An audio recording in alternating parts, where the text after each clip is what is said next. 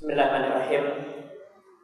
Innal hamdalillah nahmaduhu wa nasta'inuhu wa nastaghfiruh wa na'udzu billahi min shururi anfusina wa sayyiati a'malina may yahdihillahu fala mudilla lahu wa may yudlilhu fala hadiyalah.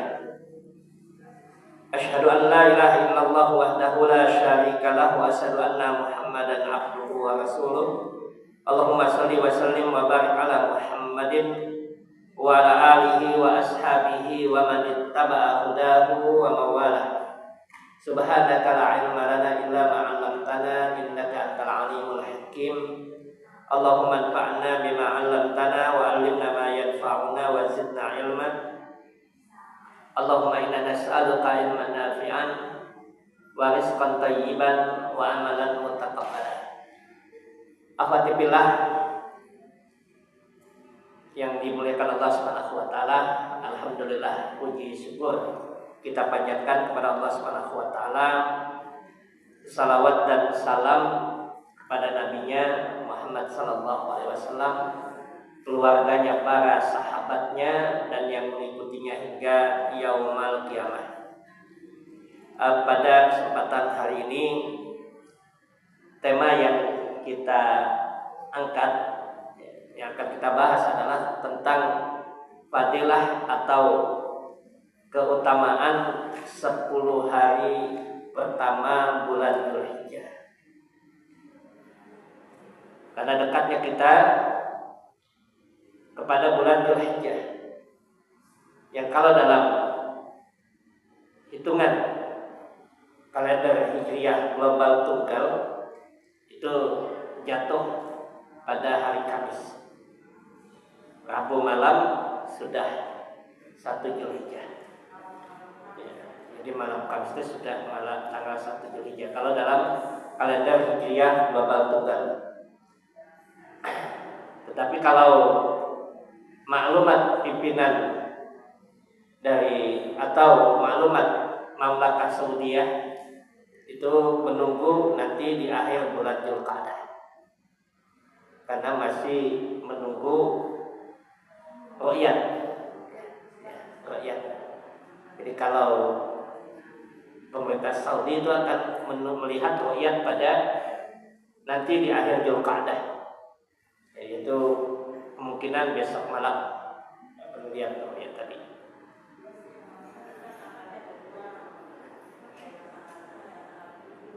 Ya, kalau kalender kita ada yang tanggal 6, tanggal 7. Ya, kita memang banyak kalendernya. Atau kita banyak liburnya ya. Kalau kalender Hijriah global ya, tunggal global itu sudah internasional. Jadi sudah kalender internasional. Hanya pemerintah Saudi ada kalanya menetapkan sesuai dengan ru'yat dulu. Nah, di dalam kajian ini saya mengawali dengan ayat Allah Subhanahu wa taala. Di dalam Al-Qur'an, dalam surat At-Taubah ayat 36. Kalau nanti akhwati fillah mendapatkan kiriman tadi dalam bentuk WA, seringkali huruf ayatnya itu terbalik. Di WA itu seringkali ayat-ayat atau hadis tersebutnya tidak sesuai dengan teksnya, maka saya kirim dalam bentuk PDF. Karena kalau PDF dia bisa membaca tulisan Arabnya. Saya konversi ke PDF dan itu bisa dibaca. Allah menyatakan dalam ayat ini, a'udzubillahi minasyaitonirrajim, inna iddatas syuhuri indallahi isna asyara sahran fi kitabillah yauma khalaqas samawati wal ardi minha arba'atun hurum dzalika dinul qayyim fala tadlimu fihinna anfusakum wa qatilul musyrikina kafatan kama yuqatilunahum kafah wa'lamu annallaha ma'al muttaqin. Allah menyatakan inna iddatash syuhur, sesungguhnya bilangan hari bulan-bulan itu, iddah itu bilangan, indahnya harfu takkid itu huruf penguat. Sesungguhnya bilangan atau jumlah bulan-bulan itu indallah di sisi Allah Subhanahu wa taala isna asyara syahran. Ada 12 bulan. Fi kitabillah di dalam ketetapan Allah Subhanahu wa taala. Yauma khalaqas samawati wal ardh. Di hari Allah ciptakan langit dan bumi. Jadi sudah ada ketetapannya bahwa bulan itu berjumlah 12 ketika Allah menciptakan langit dan bumi. Kapan Allah ciptakan langit dan bumi? Sebelum Allah ciptakan manusia. Artinya Allah siapkan terlebih dahulu kebutuhan manusia, langit, bumi dan sebagainya. Dan ini menunjukkan bahwa jumlah bulan itu rotasinya dengan makhluk yang Allah ciptakan. Jumlah bulan yaitu berkait dengan matahari, bulan dan seterusnya. Ini yang Allah sebutkan. Minha arba'atuhum, di antara 12 bulan itu ada 4 bulan yang diharamkan. Ada 4 bulan yang diharamkan. Diharamkan di sini maknanya adalah dimuliakan oleh Allah Subhanahu wa taala. Jadi kalau Baitullahil Haram, rumah Allah yang dimuliakan. Jadi jangan disebut haram itu. Kenapa ini hukumnya haram? Hukumnya haram kenapa? Dilarang oleh agama untuk memuliakan syariat Islam. Karena haram itu artinya memuliakan atau dimuliakan. Sesuatu yang dimuliakan. Muhrim, orang yang mengenakan pakaian ihram, pakaian kemuliaan. Mahram, wanita yang dimuliakan, yang tidak boleh dinikahi. Nah itu kata haram. Di antara 4 bulan itu, di antara bulan-bulan itu ada 4 bulan yang diharamkan. Dzalika dinul qayyim, itulah agama Allah Subhanahu wa taala yang lurus. Fala tadlimu fihinna anfusakum. Jangan kalian menganiaya diri kalian pada bulan-bulan itu. Menganiaya pada bulan itu, larangan menganiaya diri kita di bulan itu. Nanti kita lihat dalam ayat Allah Subhanahu wa taala bahwa maknanya adalah larangan untuk berbuat dosa dan maksiat. Karena arti zalim, arti menganiaya diri sendiri itu adalah bermaksiat. Nanti Allah sebutkan summa awrasnal kitabal ladzina istafaina min ibadina faminhum zalimun li nafsihi wa minhum muqtasid wa minhum sabiqun bil khairati bi'idznillah. Kami berikan Al-Qur'an itu, kami wariskan Al-Qur'an itu kepada hamba kami yang dipilih. Di antara mereka ada yang menzalimi diri mereka sendiri, yaitu berbuat maksiat, berbuat dosa. Dekat makna menzalimi diri sendiri. Makna berbuat zalim pada diri sendiri. Dan kezaliman yang sangat besar nanti disebutkan dalam surat Luqman. Dalam surat Luqman, kezaliman yang sangat besar itu Allah sebutkan adalah perbuatan menyekutukan Allah. Inna syirka la dzulmun adzim. Dosa yang sangat besar itu, kezaliman yang sangat besar itu adalah menyekutukan Allah Subhanahu wa taala. Nah, ayat ini menyebutkan tadi fala tadlimu fihinna anfusakum. Jangan kalian menganiaya diri kalian sendiri dengan berbuat dosa. Ini menunjukkan perintah kepada kita untuk tidak melakukan perbuatan dosa pada 4 bulan itu. Pertanyaannya Ibu, kalau di bulan lain boleh nggak? Apa hanya di bulan itu aja? Nah, ini menunjukkan apa kata para ulama? Ini kaidah membaca kita ketika membaca ayat Al-Quran. Atau dalam istilah ilmu tafsir itu, yaitu apa, cara kita mafhum kita bidilalah, yaitu mafhum kita terhadap dalil, terhadap ayat Al-Quran. Adanya larangan berbuat dosa pada bulan itu bukan menunjukkan di bulan lain boleh, tetapi menunjukkan lebih keras lagi ketika seseorang berbuat dosa di bulan yang diharamkan. berbuat dosa di bulan yang lain berdosa jelas. Tetapi ketika dia melakukan dosa di bulan itu, maka dosanya lebih keras lagi. Itu disebutkan, maka fala tadlimu bihinna anfusakum. Jangan kalian menganiaya diri kalian di bulan-bulan itu. Ini ayat Allah. Sebaliknya nanti mafhumnya membaca ayat tadi, kalau berbuat dosa di bulan itu, di bulan yang 4 bulan itu, dosanya lebih besar, maka beramal soleh di bulan itu dosanya lebih besar. Tadi kalau maksiat, kalau dia membuat ketaatan beramal soleh di bulan itu, pahalanya lebih besar. Itu cara membaca ayat tadi. Kaidah bacanya seperti itu. Logika kita ketika membaca ayat tersebut. Jadi bagaimana kita melihat ayat itu sebagai dalalah atau petunjuk untuk kita melaksanakannya dalam kehidupan. Wa qatilul musyrikina kafatan kama yuqatilunakum kafah. Dan perangilah orang-orang musyrik itu semuanya sebagaimana mereka memerangi kalian.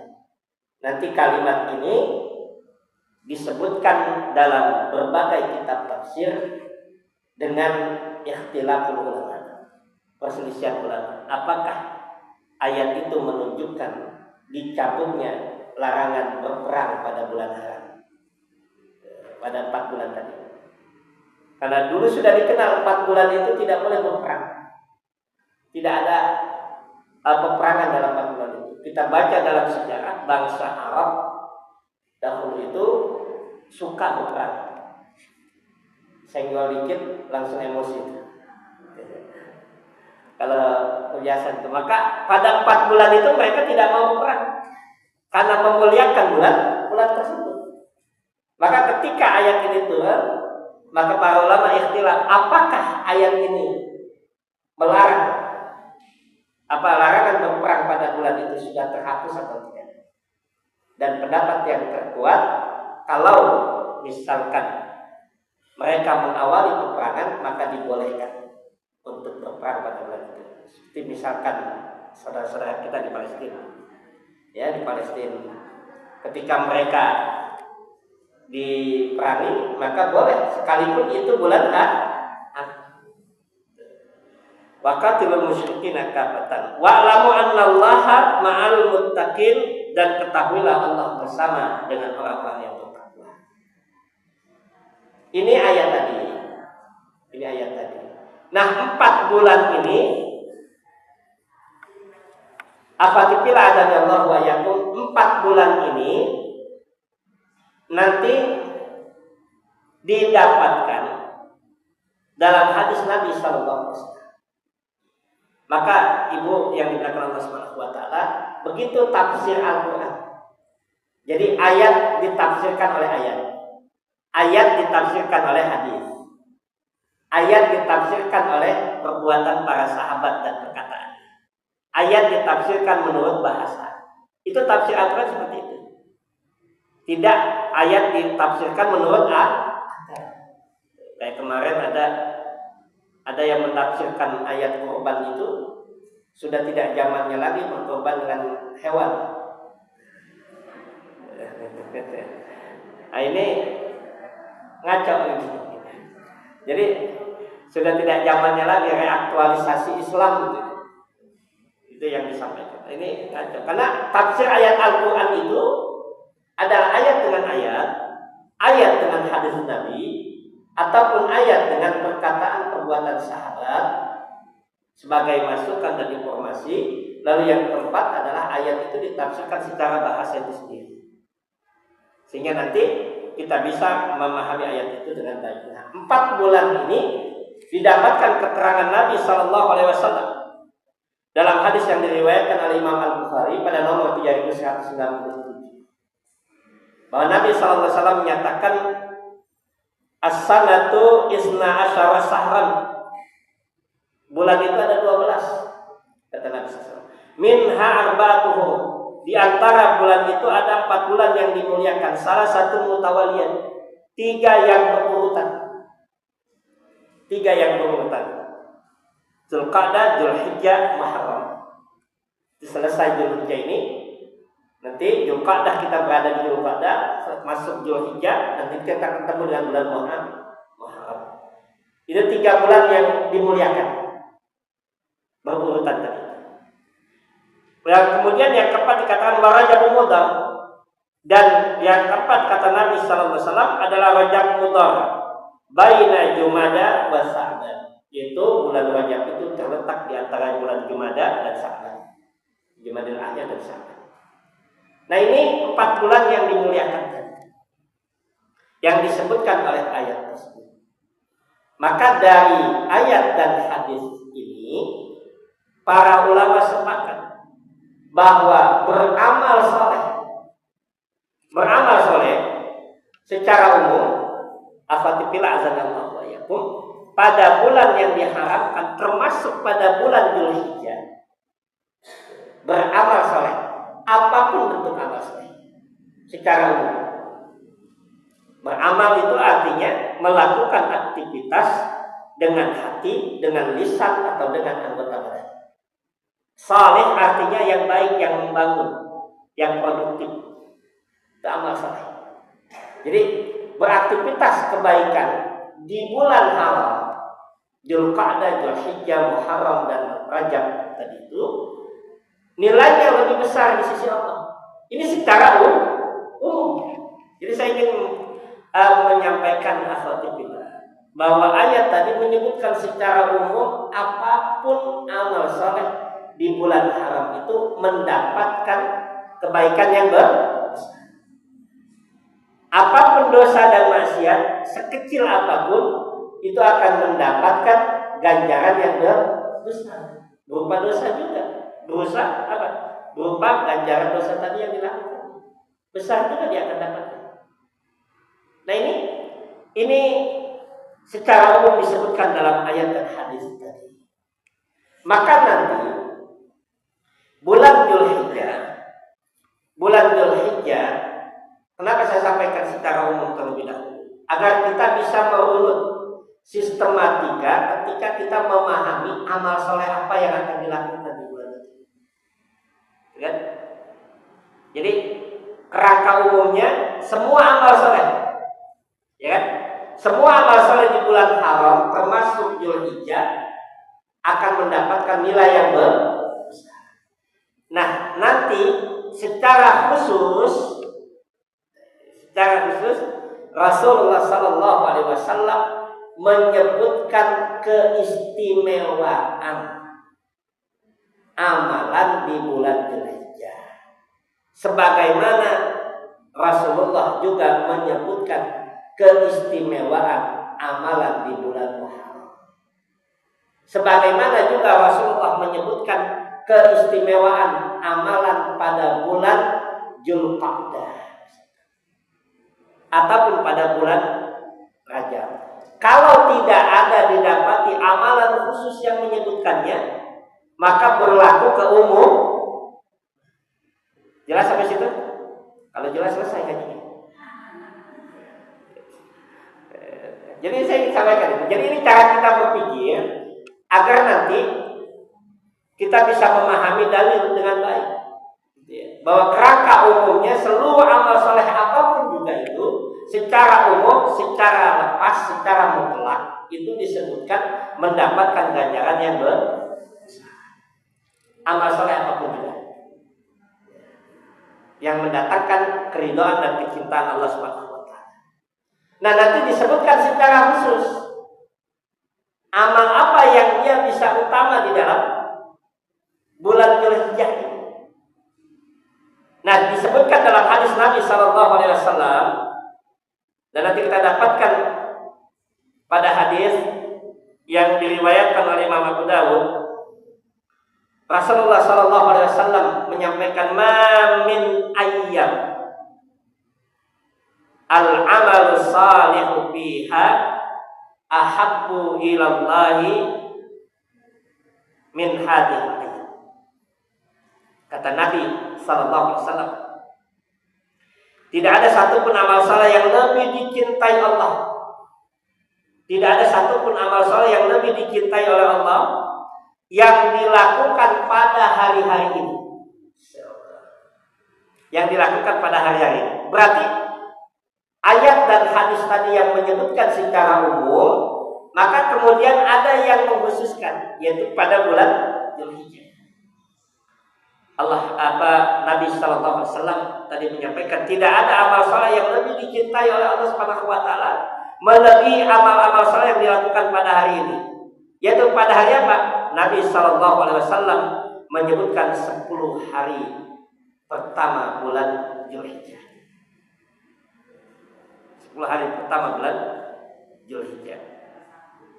Fasa'ala rajulun, maka kemudian ada seseorang yang bertanya kepada Rasulullah sallallahu alaihi wasallam, qalu ya Rasulullah walal jihadu fisabilillah. Apakah amalan yang ada di 10 hari pertama bulan Dzulhijjah itu tidak bisa dikalahkan dengan berjihad di jalan Allah? Tidak bisa dikalahkan dengan berjihad di jalan Allah. Kita tahu bahwa jihad itu luar biasa ibadah yang sangat luar biasa. Dengan hartanya, dengan jiwanya orang yang berjihad. Maka apa kata Rasulullah SAW? Walal jihadu fisabilillah. Tidak bisa dikalahkan amal soleh di 10 pertama bulan Dzulhijjah ini jika dibandingkan dengan jihad di jalan Allah sekalipun. Illa, kata Nabi, kecuali rajulun kharaja bimalihi wa nafsihi summa walam yarji min nasyai. Kata Nabi sallallahu alaihi wasallam, kecuali seseorang yang dia keluar membawa hartanya, membawa jiwanya, berjihad, berperang di jalan Allah Subhanahu wa taala, lalu dia enggak pulang lagi. Artinya apa? Apa? Gugur di jalan Allah. Kalau ada yang seperti itu bisa mengalahkan 10 hari pertama di bulan Dzulhijjah. Itu kata Nabi SAW. Nah, nanti hadis ini dijelaskan oleh banyak para ulama. Di antaranya Imam Ibnu Taimiyah menyebutkan bahwa hadis ini menunjukkan bahwa jihad adalah amalan besar di awal-awal Islam. Jihad adalah amalan-amalan besar. Dan ketika tidak ada kondisi orang untuk berjihad, maka amalan yang paling utama adalah berangkat haji. Berangkat menunaikan haji. Ini disebutkan lagi oleh Imam Ibnu Rajab Al-Hambali. Kenapa orang yang menunaikan ibadah haji itu pahalanya besar luar biasa dibandingkan dengan jihad atau beramal di 10 terakhir? Apa 10 pertama bulan Dzulhijjah ini memiliki amalan yang utama? Karena di balik 10 Dzulhijjah ini ada amal-amal besar yang perlu dilakukan oleh seseorang.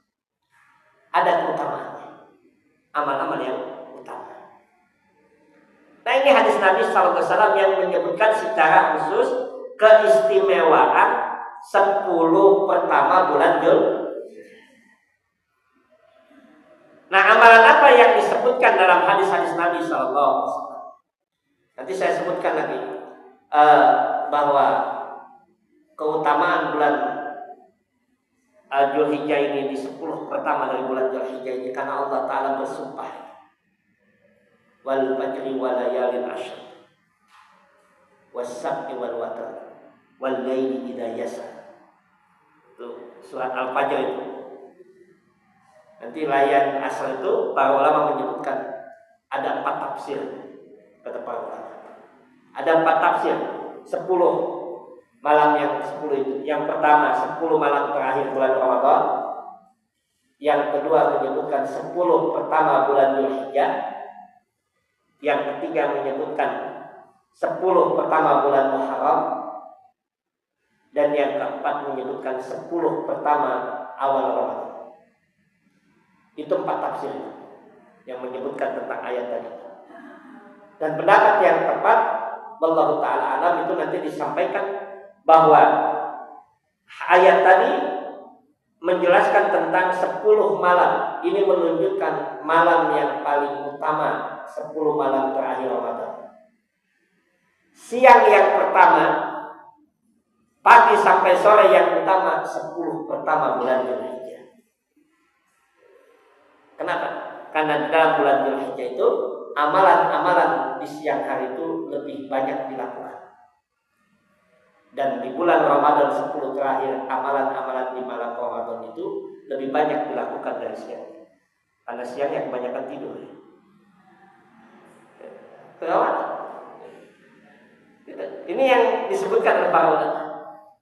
Jadi ini keutamaan bulan Dzulhijjah 10 pertama bulan Dzulhijjah. Nah, apa amalan yang dilakukan oleh Nabi Sallallahu Alaihi Wasallam yang diperintahkan untuk kita memaksimalkan amal kita? Tadi sudah saya sampaikan bahwa ayat dan hadis tadi bersifat umum, lalu kemudian dikhususkan 10 pertama bulan Dzulhijjah. Maka kita harus melihat amal apa yang didapatkan dalam hadis-hadis Nabi Sallallahu Alaihi Wasallam yang menyebutkan amalan yang dilakukan oleh Nabi pada bulan Dzulhijjah di 10 yang pertama ini. Kita harus melihat amal apa yang paling utama. Secara umum seluruh amal, tetapi amal apa yang utama? Nanti kita sebutkan hadis Nabi Sallallahu Alaihi Wasallam. Di antara amal yang terbesar adalah menunaikan haji dan umrah. Itu amal terbesar. Tadi sudah disampaikan, ya, bahwa amalan yang terbesar itu menunaikan haji dan umrah. Kenapa? Karena di dalamnya ada jihad di jalan Allah. Bersungguh-sungguh di jalan Allah. Dan haji umrah yang disebutkan dalam ayat Al-Quran wa atimmul hajja wal umrah adanya di bulan-bulan khusus, yaitu Dzulqa'dah dan Dzulhijjah. Itu amalan yang utama. Nabi SAW menyebutkan tentang amalan haji ini. Kata Nabi SAW ketika ditanya ayyul a'mal afdal, Rasulullah ditanya amal apa yang paling utama ya Rasulullah? Qala, beliau mengatakan imanun billah wa rasulih, beriman kepada Allah dan Rasul. Qila summa mada, kemudian Rasul ditanya apa lagi amalan yang utama? Qala jihadun fisabilillah, berjihad di jalan Allah. Qila summa mada, kemudian apa lagi ya Rasulullah? Qala, Rasulullah mengatakan hajjun mabrur, itu haji yang mabrur, ya. Bukan haji yang mabrur. Haji yang mabrur, mabrur itu dari kata birrun, ya. Birrun itu artinya dalam Quran surat 2 ayat 177, laisal birra an tuwallu wujuhakum qibalal masyriqi wal maghrib. Haji yang didasari dan melahirkan ketakwaan itu haji yang mabrur. Haji yang mabrur. Dalam hadis yang lain Nabi sallallahu alaihi wasallam menyebutkan dari Aisyah ummul mukminin radhiyallahu anha, ya Rasulullah, wahai Rasulullah sallallahu alaihi wasallam, naral jihadu afdalul amal. Aku melihat bahwasanya jihad itu adalah amal yang utama. Apalah ujahid? Apakah saya harus berjihad? Ini perkataan Aisyah kepada Nabi. Jadi Aisyah melihat bahwa Nabi begitu memerintahkan untuk berjihad, maka Aisyah mewakili kaum wanita. Apakah saya harus berjihad ya Rasulullah? Qala la, kata Nabi tidak. Lakin afdalul jihad hajjul mabrur. Tetapi keutamaan jihad yang paling utama bagi kamu kaum wanita adalah haji yang mabrur. Ini hadis Nabi sallallahu alaihi wasallam dalam riwayat Imam Bukhari pada nomor 1620. Kemudian hadis yang lain Nabi sallallahu alaihi wasallam menyebutkan man hajja lillah falam rafasa walam fusuq raja'a kayyaumin waladat. Kata Nabi sallallahu alaihi wasallam, barang siapa yang pergi haji dia tidak berbuat ropas. Ropas itu kotor. Ya, kotor, arti ropas itu kotor. Nanti dalam hadis yang lain Nabi sallallahu alaihi wasallam menyebutkan barang siapa yang menunaikan ibadah haji, fala yarkus wala yafsuk, jangan dia berbuat rapas atau berbuat fasik. Kata Nabi SAW, barang siapa yang berhaji dia tidak berbuat rapas, tidak berbuat kotor, itu berkata yang kotor, berkata yang tidak baik, atau berbuat yang tidak baik, atau melihat yang sesuatu yang tidak baik dalam perjalanan. Walaupun tidak bermaksiat kepada Allah Subhanahu wa taala, maka dia akan pulang dari hajinya itu seperti bayi yang baru dilahirkan ibunya. Tidak ada dosa, seperti bayi yang baru dilahirkan dari ibu. Nah ini ucapan Nabi SAW. Maka amal yang besar di antara yang dilakukan dalam bulan Dzulhijjah, termasuk di 10 pertama, para ulama menyebutkan amal yang terbesar itu adalah ibadah haji dan umrah. Maka bersyukur bagi mereka yang Allah berangkatkan ya, untuk menunaikan ibadah haji. Kenapa? Karena membutuhkan mujahadah kesungguhan. Ya. Ketika mengenakan pakaian ihram sudah mulai ada larangan-larangan. Ya. Ketika bahkan di Indonesia itu ya, sampai mulai nyetornya sudah harus sabar. Kalau di Indonesia itu baru setor saja sudah harus sabar. Berapa tahun kan? 25 tahun ya. Lalu kesabaran, mujahadahnya itu ada kesungguhan, menjaga nilai kesabaran itu luar biasa. Menjaga dengan kesabaran itu. Dan itu mujahadah membutuhkan kesungguhan. Karena kadang-kadang ketika berlalunya waktu yang panjang kita sudah tidak lagi ingat apa yang akan kita lakukan. Kita tidak lagi mempersiapkan. Baru ketika tahun kita akan berangkat keluar nomor kuota kita, baru kita ingat, oh ya saya belum persiapkan. Belum mempersiapkan apa yang watazawwadu fa inna khairaz zadi taqwa. Jadi ini amal yang sangat luar biasa bagi orang yang berada di bulan Dzulhijjah.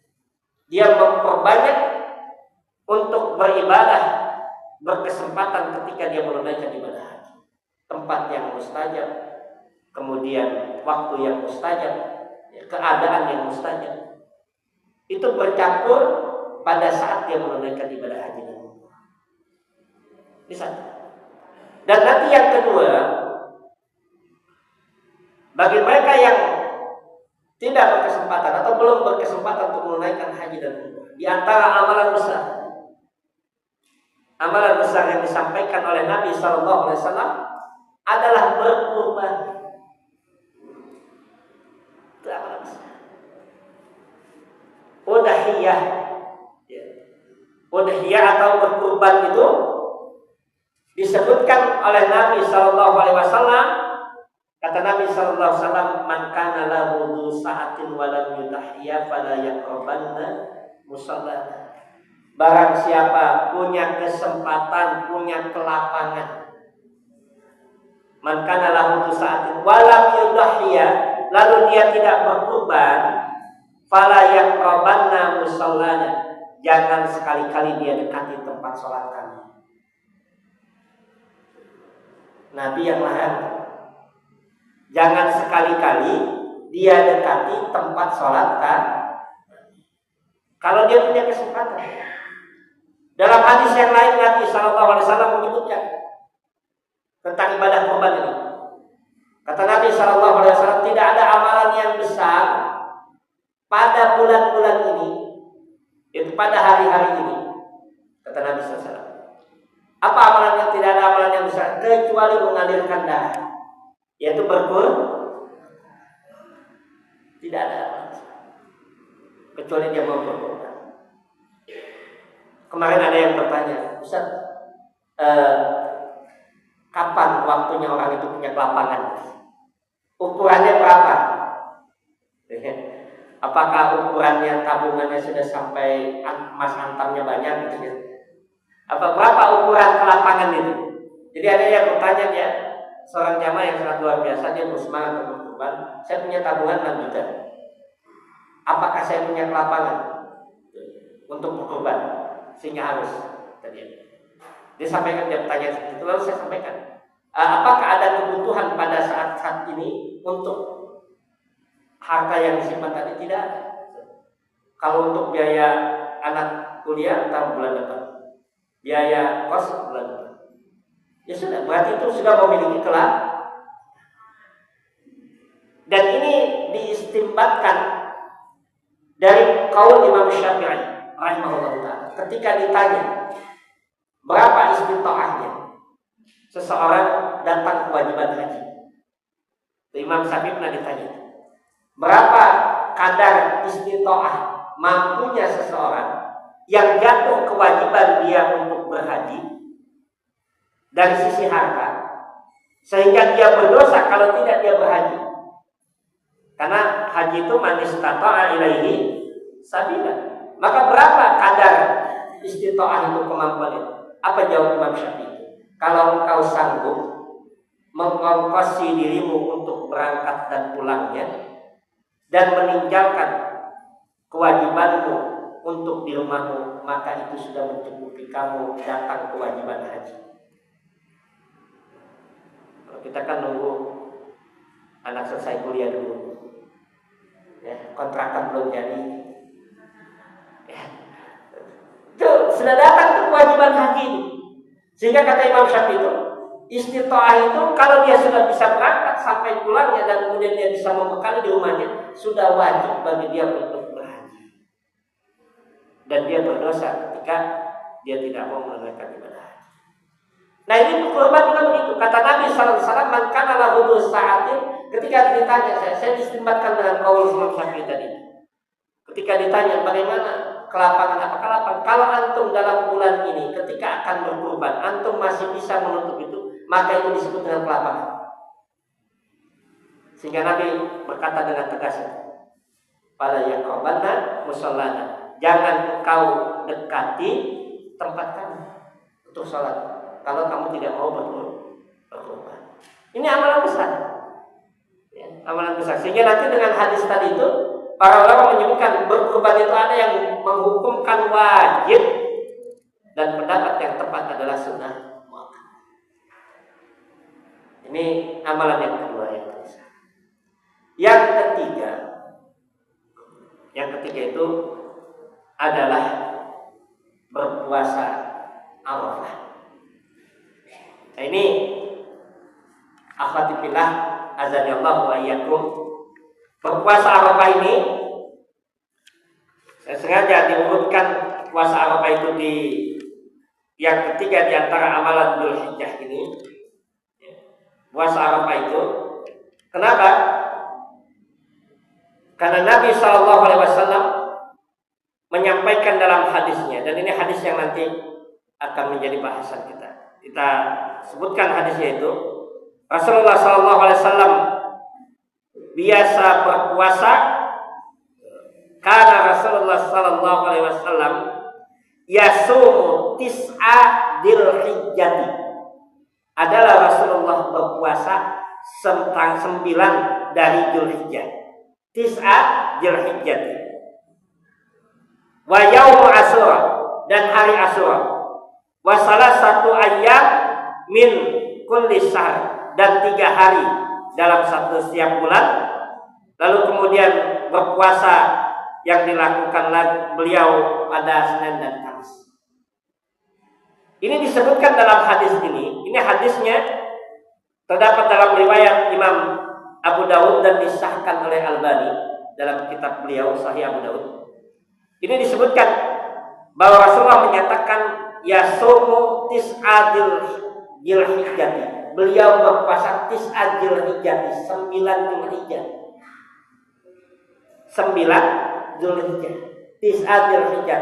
Tapi ada yang mengartikan hadis ini 9 hari di bulan Dzulhijjah. Tis'a Dzulhijjah itu 9 Dzulhijjah. Ada yang menerjemahkan 9 hari di bulan Dzulhijjah. Maka ada yang berpuasa dari tanggal 1 sampai tanggal 9. Jadi ada yang mengatakan itu sama seperti hadis Nabi SAW. Sallu kama ra'aitumuni usalli. Salatlah kamu sebagaimana kamu lihat aku salat. Ada yang mengartikan salatlah kamu pakai usolli. Jadi jelas ya. Saya ingin menyebutkan hadis tadi ini. Ini Abu Daud dalam riwayat Al-Albani. Maka ada yang mengartikan Tis'a Dzulhijjah itu 9 hari dalam bulan Dzulhijjah. Maka ada yang berpuasa sampai tanggal 1 sampai tanggal 9, dari tanggal 1 sampai tanggal 9. Tadi pagi juga ada yang bertanya tentang hadis ini. Ada yang bertanya bagaimana puasa dari tanggal 1 sampai dengan tanggal 9 Dzulhijjah. Maka kita dapatkan bahwasanya dalam kitab Lataiful Ma'arif, dalam kitab Lataiful Ma'arif itu kita dapatkan bahwa ada sebagian sahabat, di antaranya Abu Qatadah dan Ibnu Sirin serta beberapa orang dari para ulama yang berpuasa dari tanggal 1 sampai tanggal 9. Itu dalam kitab Lataiful Ma'arif. Ada sahabat yang berpuasa. Tetapi saya sampaikan tadi kepada teman yang bertanya dari pagi. Saya sampaikan. Pertama bahwa hadis Nabi SAW menyebutkan Tis'a Dzulhijjah, 9 Dzulhijjah, bukan 9 hari bulan Dzulhijjah. Yang kedua, bahwa kalau ada, saya sampaikan ada dalam kitab Lataiful Ma'arif. Bukan saya menafikan, ada kitab Lataiful Ma'arif yang menyebutkan sahabat ada yang melakukan puasa dari tanggal 1 sampai tanggal 9. Tetapi kaidahnya kalau hadis atau asar perkataan perbuatan sahabat itu benar, gitu, tidak bisa serta-merta dijadikan dalil. Ya, jadi kalau perkataan atau perbuatan sahabat itu berpuasa 1 sampai 9 hari di bulan awal Dzulhijjah tadi itu tidak bisa serta-merta dijadikan dalil. Kenapa? Karena kaidah usul itu menyebutkan al-hadisul mauquf, hadis mauquf yang berisi perkataan perbuatan sahabat la yuhtaju bid dalili illa ma'a qarinatin ila Nabi sallallahu alaihi wasallam. Itu kaidah bahwa semata-mata perkataan perbuatan sahabat tidak serta-merta bisa dijadikan dalil kecuali ada tanda bahwa itu dari kecuali ada tanda bahwa itu dari Nabi. Ini jawaban saya yang kedua. Tapi saya tidak menafikan adanya perbedaan pendapat. Kita hanya ingin mencari mana yang lebih tepat. Kemudian yang ketiga, kita tidak mengetahui dengan pasti puasa apa yang dilakukan oleh sahabat tadi, ya kan? Karena ceritanya hanya beliau berpuasa dari tanggal 1 sampai tanggal 9. Kita tidak bisa memastikan puasa apa. Kenapa? Karena tidak ada hadis yang menyuruhnya. Kita tidak bisa memastikan puasa apa dari tanggal 1 sampai tanggal 9. Tidak ada hadis yang menceritakan Nabi melakukan itu. Jadi kita tidak bisa memastikan. Dan dalam ibadah tidak boleh dilakukan kecuali dengan kepastian dalil. Itu 3 argumentasi yang saya sampaikan kepada tadi yang bertanya tadi pagi pada saat subuh. Jadi itu 3 kepastian terjadi dalil, tidak bisa kita pastikan. Dalam ibadah itu harus pasti Nabi melakukan yang kita kerjakan. Tidak boleh dengan praduga atau zanni, tetapi dia harus dengan qat'i. Itu dalam ibadah. Nah maka lebih condong kalau kita tadi melihat kerangka ayatnya, ayat dan hadis tadi menyebutkan secara umum, lalu kemudian dikhususkan 10 terakhir, maka ibadahnya pun harus ada yang khusus yang menyebutkan. Kalau tidak ada, maka berlaku umum, berpuasalah puasa sunnah sebanyak-banyaknya di bulan Dzulhijjah dan terutama di 10 hari pertama. Boleh kita berpuasa sunnah, tetapi apa yang bisa kita lakukan? Kita bisa puasa Daud, kita bisa puasa Ayyamul Bid, Tapi nanti jatuhnya hari tasyrik juga. Ya, kemudian kita bisa berpuasa Senin, Kamis, atau kita bisa berpuasa Daud plus. Jadi bukan hanya haji saja yang plus. Ya. Puasa Daud plus ya. Jadi bukan hanya haji aja yang plus sekarang. Saya ada seorang kawan jamaah itu, dia rajinnya puasa subhanallah. Dari saya remaja, dari saya keluar pondok, saya kenal dengan beliau sampai sekarang masih sehat, umur 78 tahun. Puasa suami istri itu puasa Senin Kamis, puasa Daud plus. Dulu dia tanya saya, Ustaz, boleh nggak saya puasa Daud plus? Puasa Daud itu gimana? Puasa Daud lalu ketemu Senin Kamis saya puasa lagi. Ketemu ayam berbeda saya puasa lagi. Jadi saya bilang puasa Daud plus ketisnya. Saya bilang hadis yang menyebutkan ada ketika seorang sahabat bertanya, bagaimana puasa yang diwajibkan? Puasa Ramadan, ada lagi nggak? Nggak ada. Kalau kamu mau nambah, apa yang harus saya lakukan? Kata Nabi SAW, puasa 3 hari dalam 1 bulan. Kalau saya masih sanggup, puasa Senin, Kamis. Kalau saya masih sanggup, puasa Daud. Sehingga 3 hadis itu, 3 ucapan Nabi tadi itu digabungkan, maka boleh dia berpuasa Daud. Kalau dia ketemu Senin Kamis dia puasa lagi. Kalau dia ketemu 3 hari dalam 1 bulan, boleh dia puasa lagi. Itu udah kebanyakan puasanya itu dari makannya. Ya. Jadi itu yang dilakukan dan luar biasa. Maka kalau seseorang mau memperbanyak puasa, boleh dia puasa Daud. Saya khusus memuliakan bulan Haram. Saya mau berpuasa Daud. Nanti mulai tanggal 1. Boleh silakan. Tapi kalau puasa dikhususkan 1 sampai tanggal 9, wallahu taala alam, tidak ada qarinah atau dalil yang menunjukkan bahwa Rasulullah SAW melakukan itu. Sekalipun, mohon maaf, ini adalah pandangan yang saya sampaikan. Saya tidak menafikan adanya perbedaan pendapat. Jadi disebutkan dalam kitab Lataiful Ma'arif bahwa ada beberapa sahabat yang melakukan itu. Tetapi tadi 3 argumentasi tadi, yang pertama bahwasanya hadis tersebut adalah diragukan validitasnya nanti oleh para ulama hadis. Yang kedua, bahwa hadis atau asar, perkataan atau perbuatan sahabat itu tidak serta-merta menjadi dalil. Yang ketiga, kita tidak mengetahui dengan pasti puasa apa yang dilakukan oleh sahabat tadi. Dan dalam ibadah tidak boleh tanpa kepastian. Ibadah itu membutuhkan kepastian. Maka saya lebih condong berpuasa yang mau dilakukan dan amal soleh pada bulan 10 pertama bulan Dzulhijjah ini adalah puasa Arafah. Ya. Nah itu yang udah. Kemudian yang berikutnya memperbanyak zikir, tasbih, tahmid, tahlil dan doa istighfar. Ini yang kita lakukan. Dan saya memberikan catatan dalam sedikit tulisan tadi itu bahwa zikir ini ada 2 bentuk. Ada yang mutlak, ada yang muqayyad. Zikir itu ada 2 bentuk. Nanti disebutkan oleh banyak para ulama. Yang zikir yang mutlak itu zikir yang lepas. Nah di 10 pertama bulan Dzulhijjah bahkan sampai akhir hari tasyrik boleh kita melakukan zikir mutlak, memperbanyak takbir, tasbih, tahmid dan tahlil. Subhanallah, alhamdulillah, wa la ilaha illallah, wallahu akbar.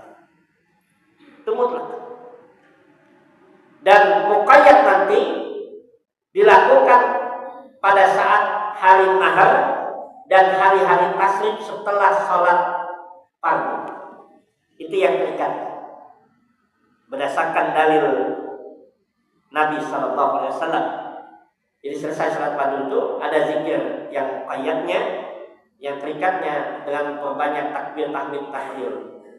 Allahu akbar, Allahu akbar, la ilaha illallah, wallahu akbar, Allahu akbar, walillahil hamd.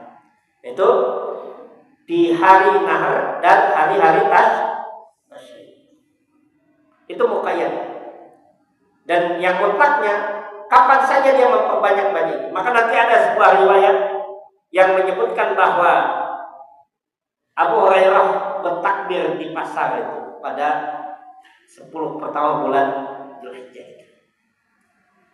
Jadi itu zikir yang mutlak tadi. Kita memperbanyak takbir, tahmid dan tahlil pada bulan, termasuk memperbanyak doa kita kepada Allah Subhanahu wa taala. Maka nanti ada yang menyebutkan apakah 10 pertama bulan Dzulhijjah ini termasuk waktu yang mustajab.